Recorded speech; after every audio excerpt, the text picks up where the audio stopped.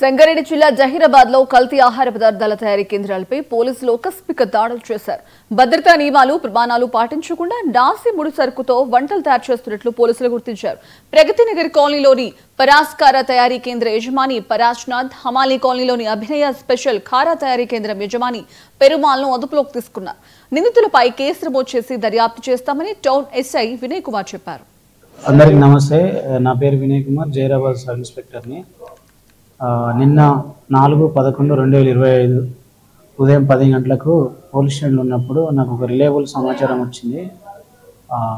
మన జహీరాబాద్ పట్టణం అవుట్స్కట్లోని ఈ ఒక తినుబండారు తయారు చేసే కారా బూందీ తయారు చేసే దగ్గర ఫుడ్ అల్టరేషన్ జరుగుతుంది.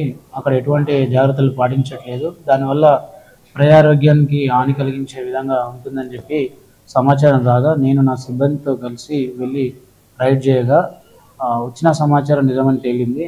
అక్కడ చూస్తే ఆయిల్ కానీ నెక్స్ట్ అక్కడ వాడే ఇంగ్రీడియంట్స్ అన్నీ కూడా కలుషితమయ్యే విధంగా ఉన్నాయి. దానివల్ల ప్రజలకు ఇబ్బంది కలుగుతుందని చెప్పి అక్కడ ఉన్న మెటీరియల్స్ సీజ్ చేసి వాళ్ళ మీద కేసు నమోదు చేసి ల్యాబ్ పంపించనైనది.